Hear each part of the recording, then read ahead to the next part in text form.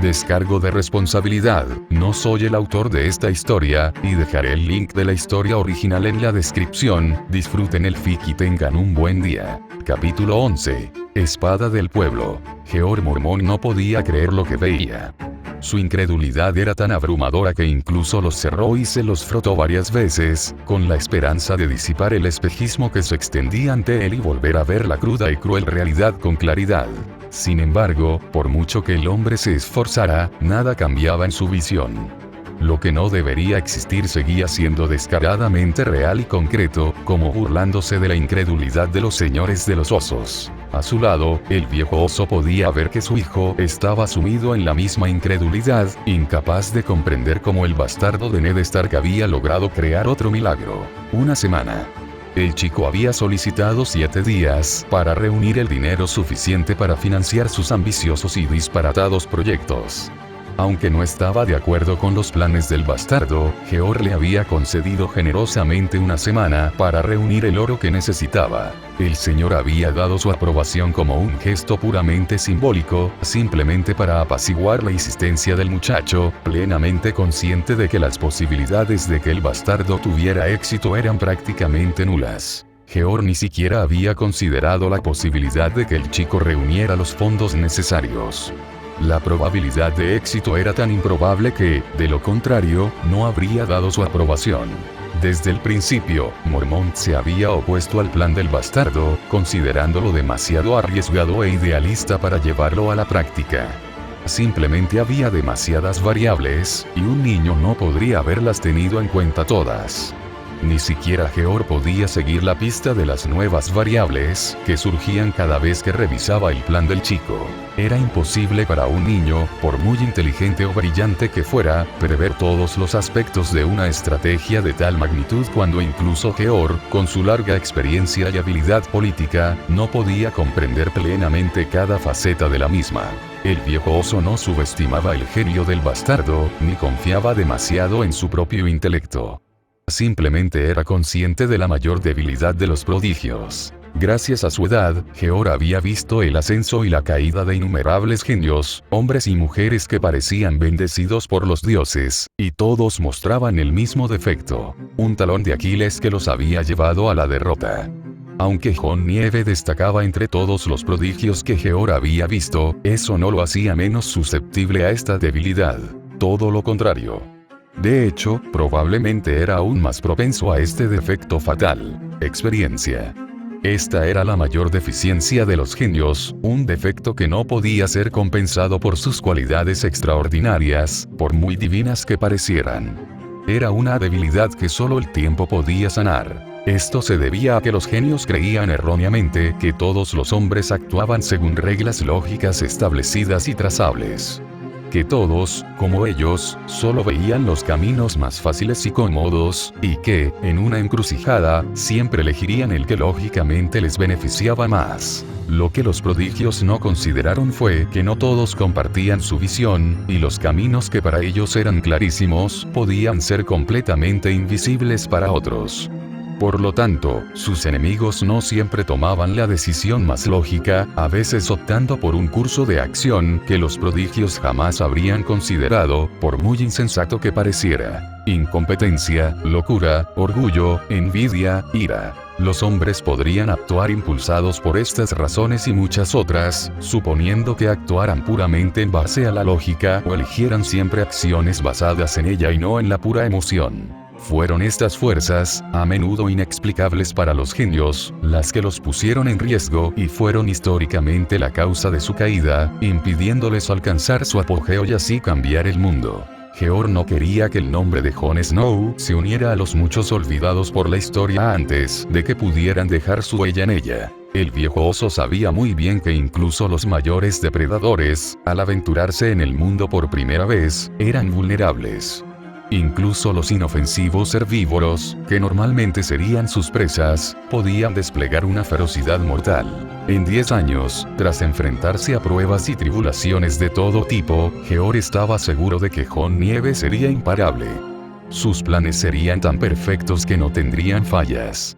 Pero en ese momento, con solo su inteligencia de su lado y sin experiencia real que lo preparara para los verdaderos horrores y variables que vagaban por el mundo, el riesgo era demasiado alto. El muchacho había demostrado ser hábil en su batalla contra los hijos del hierro, pero el señor de Mormón no se atrevió a arriesgar la vida de su protegido, especialmente cuando el plan involucraba a los salvajes. George sabía por experiencia propia que los salvajes, que vivían al otro lado del muro, eran hombres duros y a menudo crueles, como las tierras que habitaban, dispuestos a todo para sobrevivir. A lo largo de su vida, George había visto a estos salvajes sacrificar incluso a sus propios hijos solo para seguir viviendo. Eran individuos sin honor ni moral, que no obedecían ni respetaban a nadie. Negociar con ellos era una tarea ardua, que no solo requería un profundo conocimiento de las intrigas, los engaños y los hombres que probablemente no cumplirían su palabra, sino también el hecho de que los salvajes no tenían una cadena de mando estructurada. Con un sistema de poder fragmentado y dividido en docenas, si no cientos, de pequeñas facciones, cualquier acuerdo con un solo salvaje podía ser fácilmente roto o ignorado por otro. El mundo más allá del muro era una realidad sin ley, donde no se podía confiar en nadie, y la fuerza era la única moneda que contaba. Era un lugar demasiado peligroso para que George permitiera ir a su joven protegido.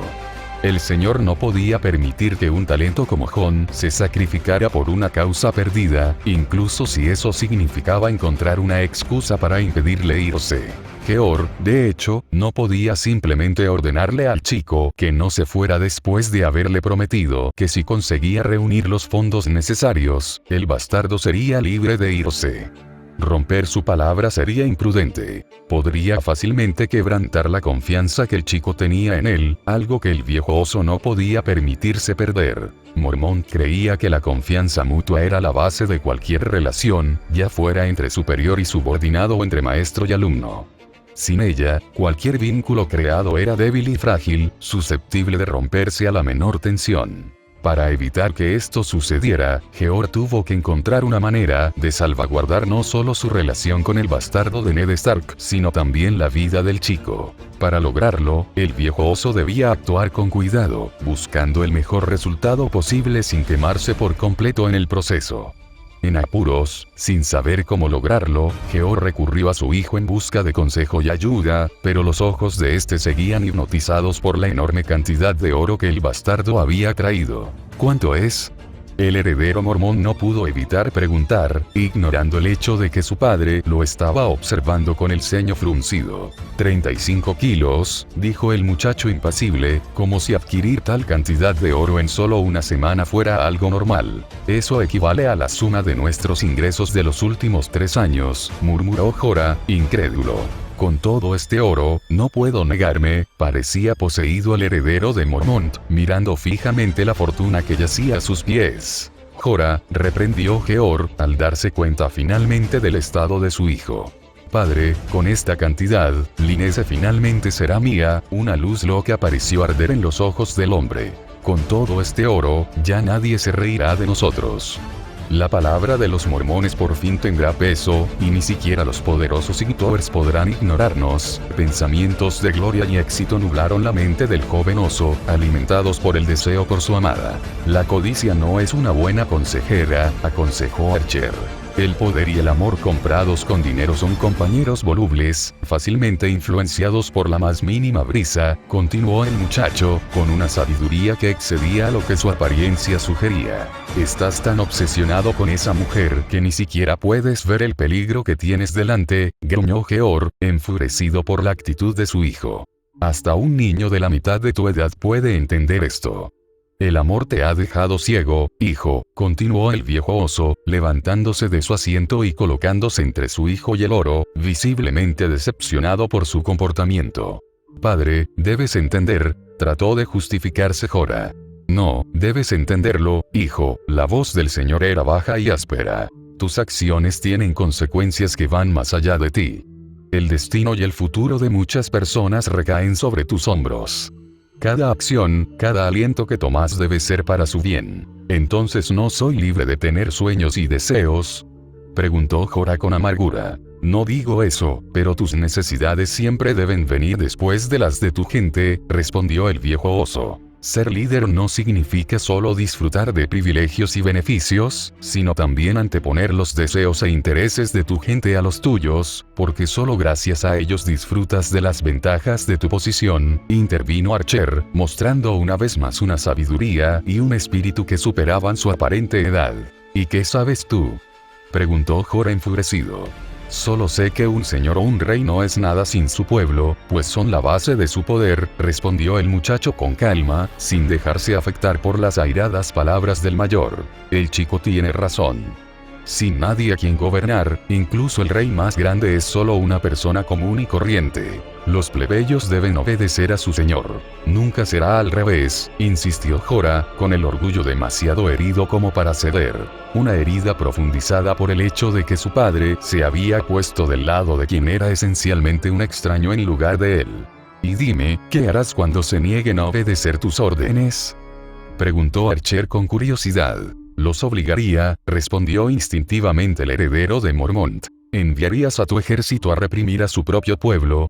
¿Obligarías a un hombre a rebelarse contra su propia familia, a apuntar con una espada a sus padres o a sus hijos?, preguntó Archer con sarcasmo. Han jurado obedecer, intentó decir Jorah, pero estaba claro que ni siquiera él creía del todo sus propias palabras. Los juramentos y el honor solo se sostienen hasta cierto punto. Una vez que se tira de ciertos hilos, es inevitable que se rompan. Y una vez liberado, el perro de caza podría morder la mano que lo levantó. Esas palabras son dignas del matarreyes, siseó Jorah, recibiendo esta vez un tímido asentimiento de su padre. Puede haber muchas razones para odiar a Ser Jaime Lannister, pero matar al rey loco nunca será una de las mías, dijo Archer con seguridad, mostrando abiertamente su apoyo al hombre que había asesinado a su abuelo, aunque los dos Mormón no tenían idea de esta conexión familiar. Rompió sus votos al hacerlo. Es un hombre sin honor que mató a su propio rey. ¿Qué es el honor comparado con las vidas de docenas, cientos o miles de inocentes? ¿Qué es el honor comparado con las atrocidades que habría causado prolongar la guerra? ¿Cuántos más habrían muerto antes de que Aerys se rindiera, de no ser por Ser Jaime? Las palabras del chico plasmaron una cruda verdad, dejando de lado el concepto egoísta del honor en favor del bien común. Sus palabras fueron contundentes, dejando a Jorah Mormont sin palabras y sumiendo a su padre en un silencio contemplativo. Ninguno de los dos hombres había considerado jamás la traición de Jaime Lannister desde esa perspectiva. A pesar de sacrificar su honor, el hermano de la reina había salvado potencialmente cientos de miles de vidas. Lo más extraño fue que este punto lo planteó el hijo del siempre honorable Lord Stark, cuya animosidad hacia el matarreyes era bien conocida en los Siete Reinos. La ironía no pasó desapercibida para nadie. Lo cierto es que gobernantes y súbditos mantienen una relación simbiótica. Ambos se necesitan mutuamente para alcanzar su máximo potencial. Para lograrlo, el pueblo jura acatar las órdenes de su soberano siempre que sean para su beneficio. A cambio de este servicio, el soberano recibe todos los privilegios inherentes al cargo. Pero en el momento en que el gobernante actúa en contra de los intereses del pueblo, su cargo se vuelve inútil y reemplazable. Al fin y al cabo, tras la muerte de un rey, otro puede ser coronado. La última parte fue dicha con un tono tan siniestro que les dio escalofríos a ambos hombres. El significado de las palabras del chico era evidente. No estaba declarando con tanta sutileza que, de ser necesario, se convertiría en el verdugo para derrocar a un gobernante indigno. Ya sea oro, mujeres o cualquier otro vicio, no dejes que te cieguen. En cuanto te dejes llevar por su lujuria, me encontrarás dispuesto a hacerte pagar el precio de tus acciones, advirtió el chico mientras se hacía a un lado para que Jorah Mormont viera claramente el tesoro que había traído. Inconscientemente, el hombre retrocedió un paso, dándose cuenta de que esta brillante fortuna era más bien un regalo del diablo. Aceptarla sin tomar las debidas precauciones sería como venderle el alma. Vete, Jorah. Déjanos estar solos, ordenó el viejo oso, intentando salvar a su hijo, viéndolo flaquear ante la tentación. Padre, no me hagas repetirlo, muchacho, gruñó Georg con severidad, cortando cualquier protesta que su hijo pudiera haber hecho. Ofendido y humillado, Jorah no tuvo más remedio que obedecer las órdenes de su padre y salir de la habitación, dejando a Archer y a su padre solos. Pero su expresión dejaba claro que no se había rendido del todo. Solo cuando Georg escuchó los pasos de su hijo alejándose se permitió desplomarse cansadamente en su silla. Antes de que tu padre me confiara tu instrucción, tenía la intención de tomar el negro y dejarle mi lugar a Jorah. ¿Lo sabías?, preguntó el viejo oso. Archer simplemente se quedó mirando al hombre cansado frente a él, sabiendo que esta no era una pregunta real, sino más bien una forma del hombre de desahogarse. Lo creía listo. Siempre ha sido un hijo obediente y cumplidor que ha demostrado su valía una y otra vez, tanto con la espada como con la cabeza. Pero ahora empiezo a tener dudas, se quejó el señor con tristeza. Como dijiste, un verdadero líder prioriza el bienestar de su pueblo por encima de todo, sin importar los sacrificios que deba hacer a cambio. Es una tarea ingrata que solo los más fuertes y sabios pueden realizar. Hasta hace poco, creía que mi hijo podría ser uno de ellos.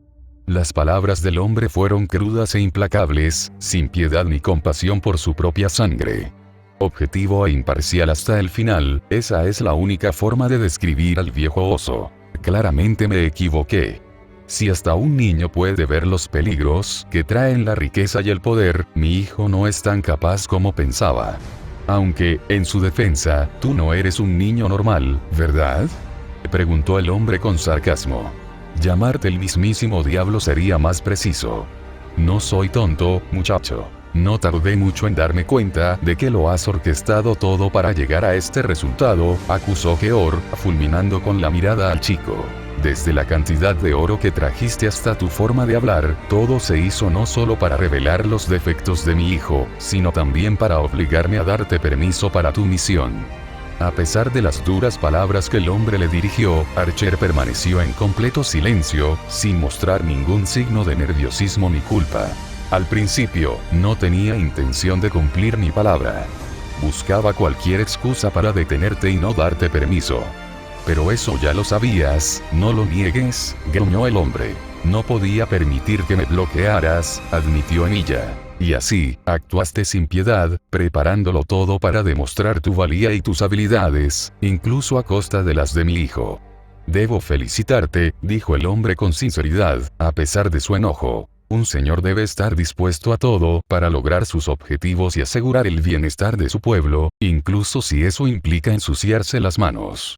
Ningún precio es demasiado alto cuando se trata de lograr resultados dignos de ese nombre, dijo Georg con frialdad, más como un sirviente del despiadado Lord Lannister que como un vasallo del honorable Lord de Invernalia. La capacidad de planear cuidadosamente una trampa que revele no solo las debilidades de tu adversario, sino también tus fortalezas. Esto no se logra con mero talento o ingenio. Requiere una mente fría y calculadora que considere todas las variables posibles. Creí que solo se obtenía con la experiencia. Estaba completamente equivocado, dijo Georg, reprendiéndose. No, tenías razón. Normalmente, esta habilidad no se podía obtener sin décadas de experiencia, admitió Emilia, sabiendo que el razonamiento del hombre era totalmente correcto. El chico solo había adquirido esta habilidad tras siglos de experiencia como contraguardián. Naturalmente, para una persona común y corriente que no conocía el lado místico del mundo, era imposible pensar que un niño que aún no había entrado en la pubertad pudiera, de hecho, haber vivido más de 1000 años. Simplemente soy un caso especial, se justificó Archer, encontrando que esa era la explicación más verdadera y sincera que podía dar. No hace falta que me consueles, muchacho. Puedo admitir cuando me equivoco. Georg desestimó rápidamente las palabras de Archer, claramente molesto por el intento del chico de tranquilizarlo, probablemente considerándolo demasiado condescendiente para su gusto. Cumpliré mi palabra. Los salvajes son tuyos, concedió el señor. ¿Y qué hay de la posibilidad de negociar con ellos?, preguntó Archer, interesado especialmente en este punto. Una parte del oro que has traído hoy se destinará a tus negociaciones con ellos, respondió el viejo oso. No lo necesito. Puedes quedártelo todo. Usaré mis propios fondos para negociar. Archer rechazó rápidamente la oferta. Las palabras del chico dejaron al hombre mayor atónito por un momento. No esperaba una negativa tan firme. Su confusión duró solo unos segundos antes de desplomarse en su silla, derrotado. Siempre hemos estado jugando en la palma de tu mano, ¿verdad?, preguntó Georg con ironía, pues ya sabía la respuesta. En una semana, no solo produjiste el oro equivalente a nuestro presupuesto para 3 años, sino que también lograste recaudar suficiente dinero para negociar pacíficamente con los salvajes. Al principio lo reuní como medida de precaución, por si mi oferta inicial resultaba insuficiente. Pero no lo habrías usado todo solo para eso. Estoy seguro de que desde el principio tuviste la intención de reservar una parte como fondos personales, lo que te daría autonomía para actuar con independencia. Tienes razón. Si hubiera aceptado tu oferta y el apoyo financiero de la Casa Mormont, me habría visto obligado a seguir muchas de tus decisiones y deseos, ya que podrías haberme amenazado con cortarme la financiación. Nunca habría sido verdaderamente independiente en esas circunstancias, admitió Emilia. Para ser honesto, no puedo decir que no habría actuado de esa manera si fuera necesario, reconoció Georg, revelando que, como Archer había sospechado, su oferta anterior no era tan generosa como parecía. Bien. Podrás actuar con total independencia. ¿Seguiré contando con el apoyo de la Casa Mormont?, preguntó Archer, con una petición tan audaz que hizo fruncir el ceño al anciano. Para conseguir algo, hay que dar algo, respondió Georg, sin conceder inmediatamente la petición del chico. La isla del oso tendrá prioridad sobre cualquier bien que traiga de las negociaciones, propuso Emilia impasible, claramente preparado para la negativa inicial del viejo oso. También quiero un 15% de descuento en todas las compras, añadió Georg a la oferta del chico. 7%, respondió Archer, iniciando el proceso de negociación, al darse cuenta de que se había alcanzado la base para un acuerdo. 14%. 9%. 12%. Quedémonos en el 10% y terminemos con esto, ofreció Archer su propuesta final, cansado del tira y afloja con el hombre mayor. Está bien, aún tendrás mi apoyo y el de mi casa, concedió el viejo oso. Por supuesto, este apoyo no será incondicional. No arriesgaré la vida de mi gente por ustedes, añadió con una media sonrisa. No importa lo genial que seas, o si eres el hijo de Ned Stark, si tus acciones ponen en peligro a mi pueblo, no dudaré ni un segundo en derribarte con mi hacha. Había un placer casi malicioso en el rostro del anciano al repetir las palabras que Archer le había dicho a su hijo. No esperaba menos, respondió el chico con sinceridad, en lugar de sentirse amenazado, genuinamente feliz de haber recibido esta advertencia de su mentor. Georg no podía hacer más que mirar con incredulidad como un niño que ni siquiera había llegado a la pubertad, demostraba el coraje y la sabiduría que su hijo, su orgullo, aún no había alcanzado. Nunca dejas de sorprenderme. Ya debería estar acostumbrado, pero cada vez que demuestras lo que vales, me sorprende aún más, rió el hombre con tristeza. En cada palabra y gesto, veo la sombra de tu padre. Como él, eres alguien dedicado al deber, que comprende las responsabilidades de un verdadero señor. Había un matiz de admiración en la voz del viejo oso al hablar del señor de Invernalia. He vivido mucho, muchacho. Aún recuerdo el reinado de tu abuelo y lo orgulloso que estaba de su hijo mayor, hasta el punto de no ver sus defectos. En aquel entonces, no podía entender cómo podía ser tan ciego. Solo ahora, que he llegado a ignorar los defectos de mi propio heredero, empiezo a comprenderlo, dijo Georg, trazando un paralelismo entre él y el anterior Lord Stark. Precisamente porque ahora entiendo por qué tu abuelo era tan ciego, puedo decir con absoluta certeza que, por horribles que fueran sus muertes, la de tu abuelo y tu tío fue lo mejor que le pudo haber pasado al norte, reveló Georg con audacia, tomando a Archer completamente por sorpresa, ya que nunca esperó escuchar tales palabras de un leal vasallo del norte.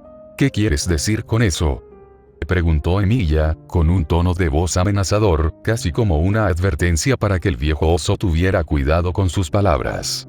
Solo digo la verdad, muchacho. El norte tiene suerte de tener a tu padre como señor, en comparación con tu tío o tu abuelo. Ninguno de los dos merecía el título de señor, al menos no según lo entendemos tú y yo, continuó Georg, al ver que el chico no lo interrumpía. Rickard Stark era un hombre ambicioso, demasiado concentrado en sus deseos sureños como para prestar la debida atención a sus territorios o a las acciones de sus vasallos. Los Bolton se aprovecharon especialmente de esta actitud. El ansia de poder del anterior Lord Stark era bien conocida. Basta con pensar que todos los compromisos matrimoniales de sus hijos se hicieron a favor de las grandes casas del sur, incluso a costa de los matrimonios entre sus herederos y sus vasallos, lo que habría fortalecido los lazos internos. Estas acciones demostraron claramente que el hombre estaba cansado de contentarse solo con el norte y buscaba expandir su influencia hacia pastos más verdes, una actitud que Archer no tuvo problemas en considerar que había disgustado a más de unos pocos norteños. Brandon, por otro lado, era tan arrogante que su propio reflejo lo cegó.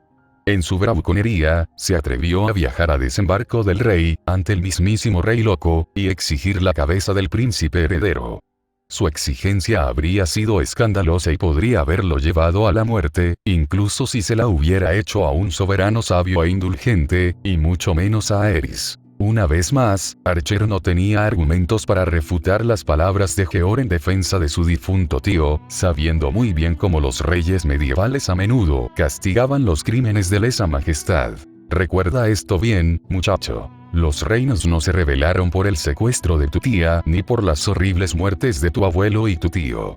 Para quienes desconocen la verdad, estas podrían parecer las razones que llevaron a la rebelión contra los dragones, pero lo cierto es que hasta que tu tocayo Jon Arryn convenció a parte de los 7 reinos de que Aerys era una amenaza para la supervivencia de las demás grandes casas, nadie se habría unido a la rebelión Stark. Era una realidad escalofriante y dura, pero no por ello menos cierta. Solo Ned Stark fue a la guerra por las atrocidades cometidas contra su familia. Todos los demás grandes señores se unieron a la rebelión no por horror ante el trato recibido por los señores del norte. Los señores actuaron solo después de que Aerys amenazara al inocente y recién nombrado señor del norte, Ned Stark. Antes de eso, las acciones de los Targaryen, por extremas que fueran, entraban dentro del derecho del rey de castigar a los disidentes. Fue la demanda de las vidas de los jóvenes e inocentes señores de la casa Stark y Baratheon lo que convenció a los otros señores a unirse a la rebelión, temiendo que Aerys, en su locura, pudiera exigir también las vidas de sus hijos y, por lo tanto, la extinción de sus propios linajes. ¿Por qué me cuentas todo esto?, preguntó Archer con curiosidad. Para demostrarte que la caída de tus parientes, por terrible que fuera, fue causada en parte por su propia arrogancia y ambición. 2 malos consejeros para cualquier señor, respondió Geor, dejando una vez más a Archer sin argumentos para contradecir sus palabras. Por eso tu padre es mucho mejor señor que cualquiera de ellos. Ned Stark puede tener muchos defectos, pero es innegable que siempre ha actuado en beneficio de su pueblo. Un hombre honorable, pero también dedicado a su deber. No podía haber mayor cumplido. Las palabras de Geor honraron al señor de Invernalia y, a su vez, aumentaron el respeto que Archer sentía por su tutor. Y cada día te pareces más al hijo de tu padre. No te guían la codicia, el orgullo, la lujuria ni la vanidad. Sabes bien que lo más preciado para un líder es su pueblo, y no te dejas engañar por mezquinos deseos. Estas cualidades, combinadas con tus extraordinarios talentos, te convertirían en un gran señor, quizás el más grande que el norte haya visto jamás, incluso más que tu padre. No tengo ningún deseo de tronos ni coronas. Archer negó rápidamente cualquier reclamo el asiento de su tío. Ja, se rió entre dientes el hombre mayor. Si alguien más hubiera dicho esas palabras, no las habría creído ni por un segundo. Pero viniendo de ti, no dudo de que sean ciertas. Aún así, si la vida me ha enseñado algo, es que rara vez conseguimos lo que queremos. La risa de Geor se desvaneció, reemplazada por una expresión solemne mientras posaba su sabia mirada en Archer. Un día, puede que no tengas más remedio que reclamar el trono. Tu padre lo sabe bien. Nunca lo quiso, pero aún así tuvo que ascender. Este podría ser tu destino. El trono de Invernalia pertenece a mi hermano. Nada cambiará eso, respondió Archer con confianza, seguro del ascenso de Robb. ¿Y si resulta ser indigno?, preguntó Geor con un dejo de curiosidad en la voz. Eso nunca sucederá. Desde niños, le he enseñado a Robb los principios y deberes de un buen rey. No lo dudo, pero lo cierto es que tu hermano podría resultar ser un hombre indigno de tus expectativas.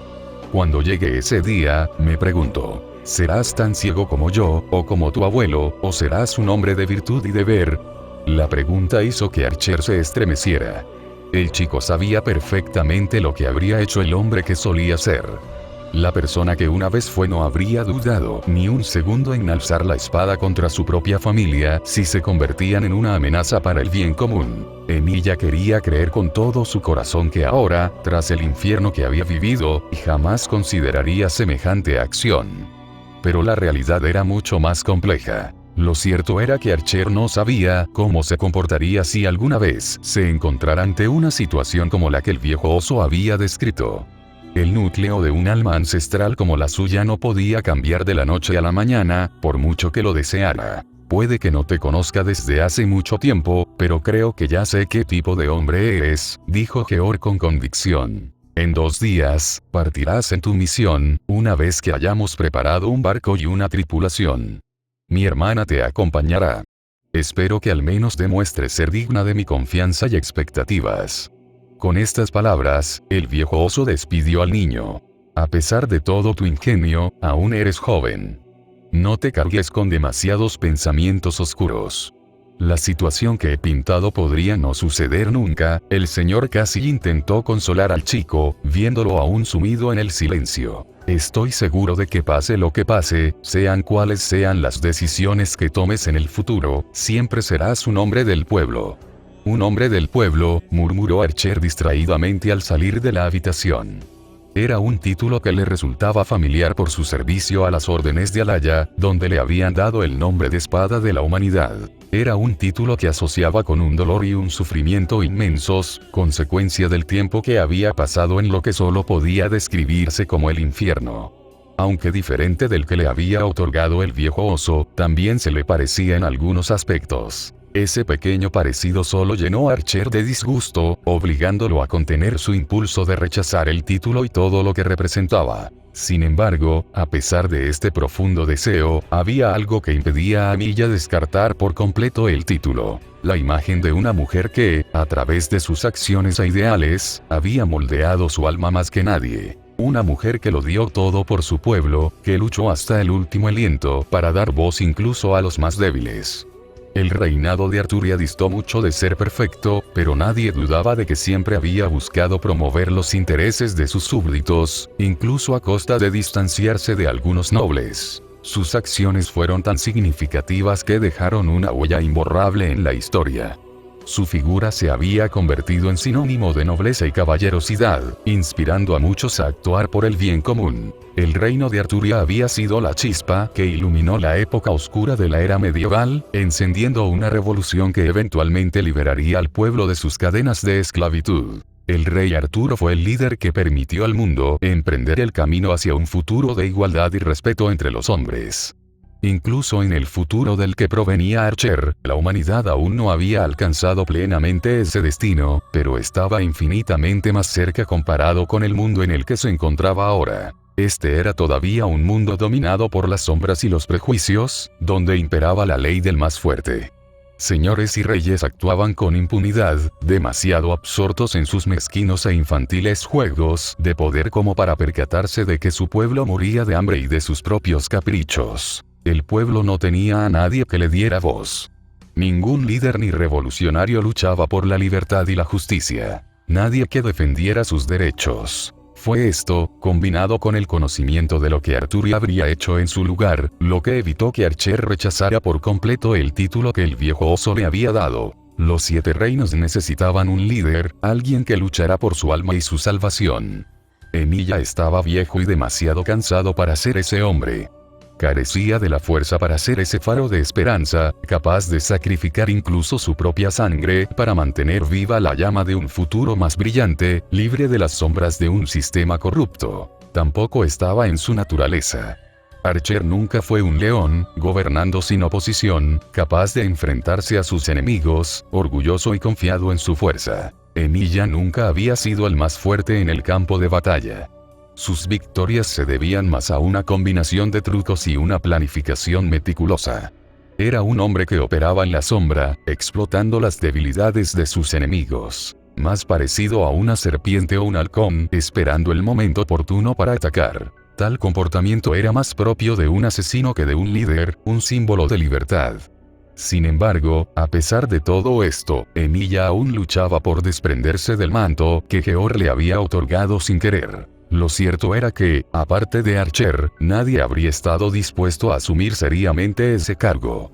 Se requerían demasiadas cualidades para ser siquiera remotamente digno de él. La cualidad más esencial e indispensable para portar el manto era particularmente difícil de encontrar. Para convertirse en una figura capaz de rescatar al mundo de su era de oscuridad, se necesitaba una mentalidad capaz de discernir el bien del mal, incluso bajo presión, y dispuesta a hacer sacrificios inimaginables para alcanzar sus objetivos. Archer quizá ya no tuviera la mentalidad cínica de su pasado, ni la misma voluntad de hierro que le permitió renunciar a todo por sus objetivos, pero seguía siendo un individuo extraordinario, capaz de superar a la mayoría de los hombres incluso con sus habilidades disminuidas. Su conocimiento y experiencia fueron dos de sus mayores activos, habiendo presenciado personalmente varias épocas históricas y poseyendo la sabiduría y las técnicas contenidas en algunos de los fantasmas nobles más exquisitos. Con esto, Archer podría guiar al mundo hacia un reino de prosperidad sin precedentes. Esta comprensión solo aumentó el peso sobre los hombros del niño, abrumado por el sentido del deber que le inculcó la mujer que ocupaba un lugar indeleble en su corazón. Arturia. Fue el recuerdo de esa mujer y sus ideales lo que impidió que Archer abandonara el título y la responsabilidad que conllevaba.